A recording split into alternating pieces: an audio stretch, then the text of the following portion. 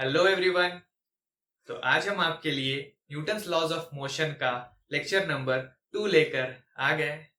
आज हम mainly Newton's first law of motion पर बात करेंगे।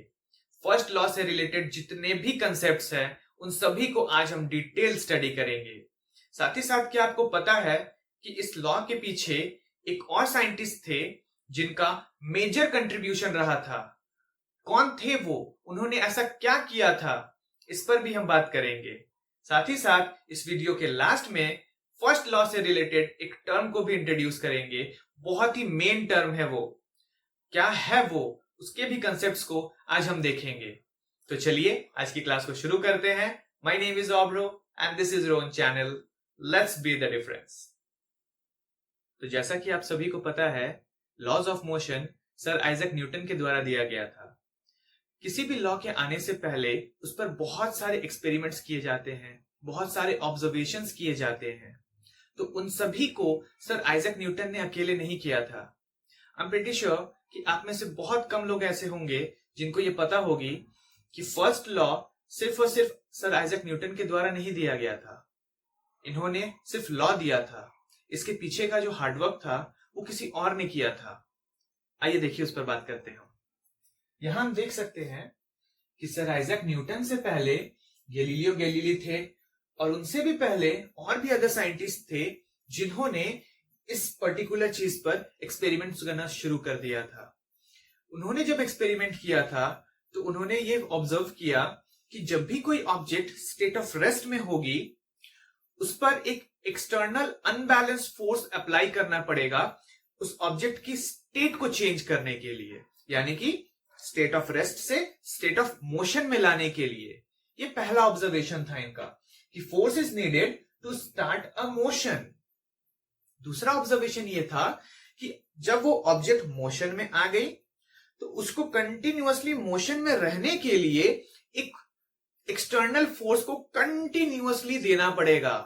अगर हम उस फोर्स को हटा देते हैं तो वो ऑब्जेक्ट मोशन में नहीं रहेगी। यही इनका सेकेंड ऑब्जर्वेशन था कि force is needed continuously to keep an object in motion. इसके बाद फिर इन्हीं के ऑब्जर्वेशन के बेसिस पर गैलीलियो गैलीली सर ने एक्सपेरिमेंट किया था और इनका यह कहना था कि अगर कोई ऑब्जेक्ट स्टेट ऑफ रेस्ट में है तो वो स्टेट ऑफ रेस्ट में ही रहेगी जब तक उस पर कोई एक्सटर्नल अनबैलेंस फोर्स अप्लाई ना किया जाए। देखिए फर्स्ट ऑब्जर्वेशन क्या था। If an object is at rest it will remain at rest unless a force is applied on it. तो फर्स्ट ऑब्जर्वेशन पहले के साइंटिस्ट का और गैलीलियो सर का ऑलमोस्ट सिमिलर था, लेकिन डिफरेंस कहां था? डिफरेंस सेकेंड ऑब्जर्वेशन में था। बहुत बड़ा डिफरेंस था। आइए देखिए हम बात करते हैं। सेकेंड ऑब्जर्वेशन था गैलीलियो सर का, उनका यह कहना था कि अगर कोई ऑब्जेक्ट स्टेट ऑफ मोशन में है तो वो स्टेट ऑफ मोशन में ही रहेगा। कब तक?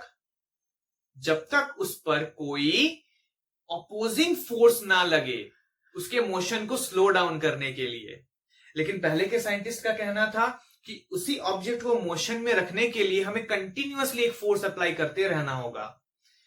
गैलीलियो सर का कहना था नहीं, जरूरत नहीं है, जब भी कोई ऑब्जेक्ट मोशन में है तो वो मोशन में ही रहेगी, वो चलती ही रहेगी, उसको रोकने के लिए कोई अपोजिंग फोर्स ना हो। तो एक एग्जांपल से समझते हैं।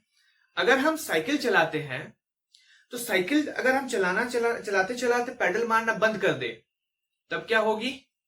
पहले के साइंटिस्ट का कहना था कि वो कुछ देर के बाद जाकर रुक जाएगी, लेकिन गैलीलियो सर का कहना था कि नहीं, साइकिल आगे जाके रुकेगी नहीं। कब तक नहीं रुकेगी? जब तक उस पर कोई अपोजिंग फोर्स ना लगे। तो अपोजिंग फोर्स क्या लगता है?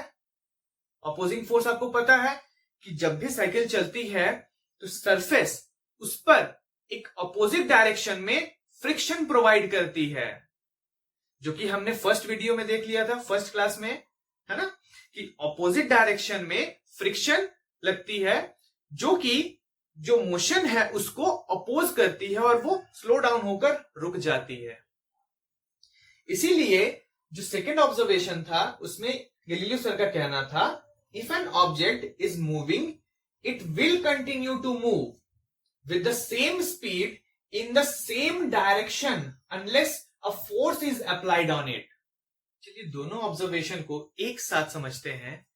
मान लीजिए अगर एक फुटबॉल रखी हुई है तो वो तो रखी रहेगी, वो तो अपने आप ही मूव करना शुरू नहीं करेगी।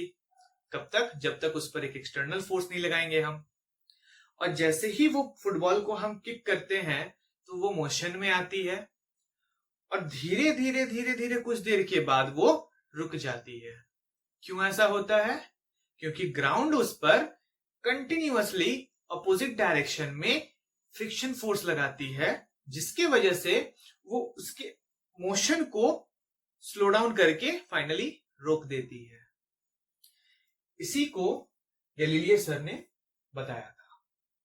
तो गैलीलियो गैलीली सर के इन्हीं ऑब्जर्वेशंस को सर आइजैक न्यूटन ने एक लॉ के फॉर्म में रखा था और इसी को हम जानते हैं Newton's first law of motion. तो चलिए अब आगे बढ़ते हैं और हम न्यूटन के फर्स्ट लॉ की स्टेटमेंट को देखते हैं। देखिए फर्स्ट लॉ की स्टेटमेंट जो है एग्जामिनेशन पॉइंट ऑफ व्यू से बहुत इंपॉर्टेंट है, तो इसको जरूर से नोट कर लीजिएगा।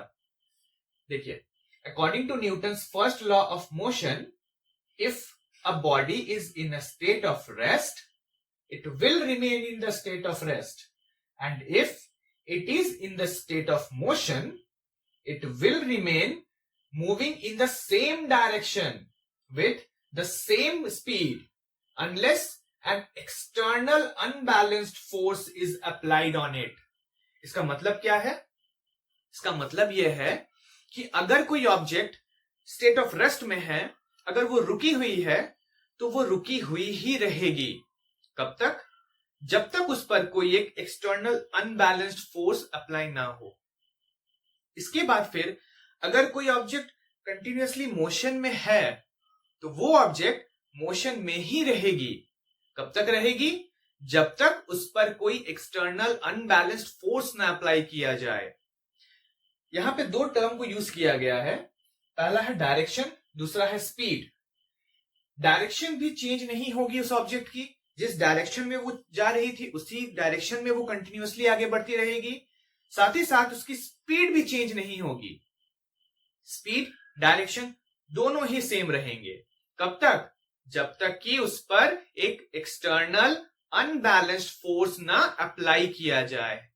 ये बार बार एक्सटर्नल अनबैलेंस फोर्स बाहर आ रहा है। ये एक्सटर्नल अनबैलेंस फोर्स क्या होती है? ये एक्सटर्नल अनबैलेंस फोर्स को समझते हैं।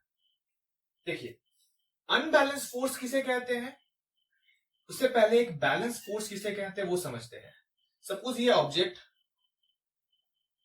इस सरफेस पे रखी हुई है, इस पर हम इस डायरेक्शन में फोर्स F1 लगाते हैं जिसकी मैग्नीट्यूड है सपोज 10 न्यूटन, और इस डायरेक्शन से भी एक फोर्स लगाते हैं जिसका नाम है F2 एंड ये भी 10 न्यूटन की है। अब आप देख के समझ सकते हो कि इधर से भी 10 न्यूटन का फोर्स लग रहा है, इधर से भी 10 न्यूटन का फोर्स लग रहा है, तो ऑब्जेक्ट किस तरफ मूव करेगी? जी हां, बिल्कुल सही, ये किसी भी तरफ मूव नहीं करेगी। वो जिस जगह पर है वो उसी जगह पर रुकी रहेगी। इसी तरह के फोर्स को हम कहते हैं बैलेंस्ड फोर्स। क्या कहते हैं?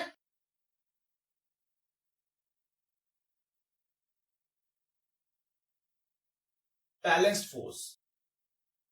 अब इसको समझने के बाद अब समझते हैं कि अनबैलेंस्ड फोर्स किसे कहते हैं। देखिए, अगर इसी ऑब्जेक्ट में इस डायरेक्शन से हम फोर्स लगाते हैं 10 न्यूटन का और इस डायरेक्शन से अगर फोर्स लगाया जाए सपोज 5 न्यूटन का, अब आप बता सकते हो कि बॉडी किस तरफ मूव करेगी?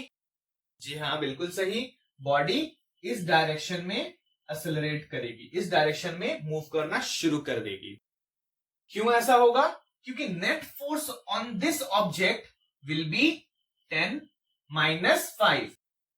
10 इस डायरेक्शन को हमने पॉजिटिव कंसीडर कर लिया और इस डायरेक्शन को हमने नेगेटिव कंसीडर कर लिया, तो इसीलिए हम यहां पे लिख सकते हैं 10 minus 5 is equals to 5 newton. इसीलिए force net is equals to 5 newton. किस तरफ? देखिए आंसर पॉजिटिव आया है, इसका मतलब ये इस डायरेक्शन में आगे बढ़ेगी। इसके बाद अगर हम यहां देखें कि नेट फोर्स कितनी थी, आप देख सकते हो अगर आप इसको पॉजिटिव कंसिडर करो तो ये नेगेटिव हो जाएगी। तो नेट फोर्स कितनी हो जाएगी? 10 minus 10 will be equals to 0। Force net is equals to 0 इस केस में। तो इसे बैलेंस्ड फोर्स कहते हैं और यहां पर इसको हम क्या कहेंगे? ये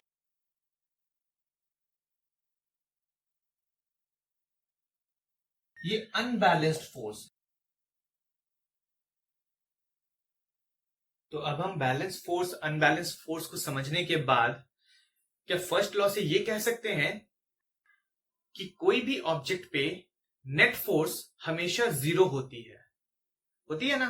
क्योंकि जब कोई ऑब्जेक्ट स्टेट ऑफ रेस्ट में है वो स्टेट ऑफ रेस्ट में ही रहेगी, अगर कोई स्टेट ऑफ मोशन में है तो स्टेट ऑफ मोशन में ही रहेगी। तो इसीलिए हम ये कह सकते हैं कि the net force will be equals to 0। इसका मतलब किसी तरह का कोई एक्सेलरेशन भी प्रोड्यूस नहीं होगा। तो acceleration will also be equals to 0। और ऐसा कब तक चलता रहेगा? जब तक इस पर कोई एक्सटर्नल अनबैलेंस्ड फोर्स अप्लाई ना किया जाए। एग्जाम्पल आइए देखिए। ये सपोज एक ऑब्जेक्ट रखी हुई है इस सरफेस पर, तो नीचे के डायरेक्शन में क्या लगेगा? mg फोर्स लगेगा, है ना? तो ये सरफेस इस ऑब्जेक्ट पर एक नॉर्मल रिएक्शन लगाएगा, तभी तो ये ऑब्जेक्ट नीचे नहीं जाती है। ये सरफेस इसको जाने नहीं देता। क्यों? इस पर एक ऑपोजिट डायरेक्शन पे फोर्स लगाता है और उसी फोर्स को हम नॉर्मल रिएक्शन कहते हैं। ये ऑलरेडी हम फर्स्ट लेक्चर में डिस्कस कर चुके थे, जिन्होंने नहीं देखा डिस्क्रिप्शन में लिंक है, देख लीजिए। इसके बाद फिर हम कह सकते हैं कि ये किस तरह का फोर्स है? ये बैलेंस्ड फोर्स है, क्योंकि ऑब्जेक्ट जिस कंडीशन में रखी हुई थी उसी कंडीशन में रखी हुई है। इसका मतलब normal reaction will be equals to with mg हो जाएगी इस कंडीशन में, क्योंकि इस पर कोई एक्सटर्नल फोर्स लग नहीं रहा है।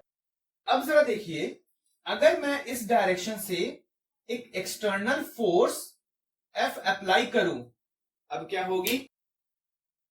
जरा सोच के बताइए अब क्या होगी? अब इस पर क्या होगा? ये फोर्स लगने के बाद ये ऑब्जेक्ट इस डायरेक्शन में मूव करना शुरू कर देगी, है ना? क्यों मूव की? क्योंकि हमने इस पर एक एक्सटर्नल अनबैलेंस्ड फोर्स लगाया था। इस फोर्स को नेग्लेक्ट करने के लिए, कैंसिल करने के लिए इस डायरेक्शन से तो कोई फोर्स है नहीं, तो ये ऑब्जेक्ट इस डायरेक्शन में मूव करना शुरू कर देगी। इस कंडीशन में the net force is equals to 0 नहीं है, तो ऑब्जेक्ट एक्सेलरेट होना शुरू कर देगी इस डायरेक्शन में।